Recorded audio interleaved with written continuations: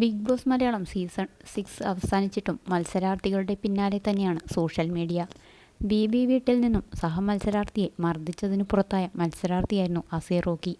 സിജോയുടെ താടിയേറ്റ് തകർത്തതിനാണ് റോക്കിയെ പുറത്താക്കിയത്. ഇപ്പോഴിതാ സംഭവത്തിൽ വീണ്ടും വിശദീകരണവുമായി രംഗത്തെത്തിയിരിക്കുകയാണ് അസീർ റോക്കി. എങ്ങനെയാണ് അത് സംഭവിച്ചതെന്ന് ചോദിച്ചാൽ അതിന് എനിക്ക് വ്യക്തമായ ഉത്തരമില്ല. സാഹചര്യങ്ങളാണ് നമ്മളെ പലതിലേക്കും കൊണ്ടു ചെന്നെത്തിക്കുന്നത്.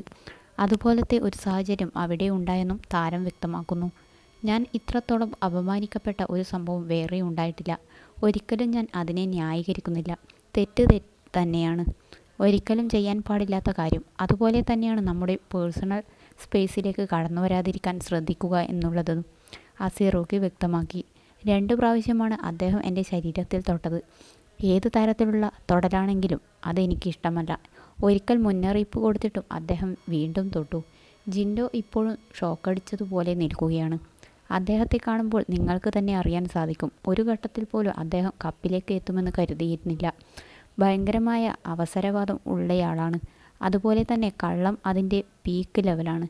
എന്തു പറയണം പ്രവർത്തിക്കണം എന്ന് അദ്ദേഹത്തിന് അറിയില്ല.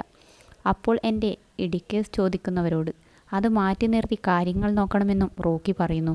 പുള്ളി വിജയിക്കാൻ ഏത് അറ്റം വരെയും പോകും. ആരെ വഞ്ചിച്ചിട്ടാണെങ്കിലും ആരെ ദ്രോഹിച്ചിട്ടാണെങ്കിലും എൻ്റെ കാര്യം നടക്കണമെന്ന് ഒരു ടാസ്കിലൂടെ പുള്ളി തെളിയിച്ചു. അതുപോലെ സ്വന്തമായി തന്നെ മുറിവേൽപ്പിച്ചിട്ട് സിജോയുടെ പേരിൽ പരാതി പറഞ്ഞു. അത് അവിടെ സംസാര വിഷയമാണ്. ഇതൊക്കെ പറയുമ്പോൾ മറ്റുള്ളവർക്ക് മനസ്സിലാകാത്തത് എന്താണ്? കയ്യിലെ ആ മുറിവ് രതീഷും ജിൻഡോയും കൂടെ പ്ലാൻ ചെയ്ത് നടപ്പിലാക്കിയതാണ്. അതിലൂടെ സിജോയെ ചതിച്ച് നടപ്പിലാക്കാനായി. അത് സത്യമാണെന്ന് വരുത്തി തീർക്കാൻ വലിയ ശ്രമങ്ങൾ നടത്തി. പിന്നെ എനിക്ക് ജിൻഡോയോട് പറയാനുള്ളത്, അന്ന് പറഞ്ഞതുപോലെ ക്യാഷ് മറ്റുള്ള മത്സരാർത്ഥികൾക്ക് വീതിച്ചു കൊടുക്കണമെന്നാണ്. എനിക്കെന്തായാലും വേണ്ട, ആർക്കെങ്കിലും കൊടുക്ക്. ക്യാഷ് വേണ്ട, കപ്പ് മാത്രം മതിയെന്നാണ് അദ്ദേഹം പറഞ്ഞത്. എല്ലാവർക്കുമില്ലെങ്കിലും ഒരാൾക്കെങ്കിലും 3 ലക്ഷം രൂപ കൊടുക്കാമോ എന്ന് ചോദിക്കുകയാണ് റോക്കി. എല്ലാവരും ഒരുപോലെ അല്ലല്ലോ. നല്ലതിനെ ഞാൻ എപ്പോഴും അംഗീകരിച്ചിട്ടുണ്ട്. നല്ലതും ചീത്തയും കണ്ടാൽ തിരിച്ചറിയാനും കഴിയും. ചെറുപ്പത്തിലെ തന്നെ ബിസിനസ് രംഗത്തേക്ക് കടന്നു വന്ന ഒരു വ്യക്തിയാണ് ഞാൻ. ജീവിതത്തിൽ ഒരുപാട് ആളുകളെ കണ്ടിട്ടുണ്ട്. അതുകൊണ്ട് തന്നെ ബിഗ് ബോസിലെ പല കാര്യങ്ങളും എനിക്ക് മുൻകൂട്ടി കാണാൻ സാധിക്കുമായിരുന്നു.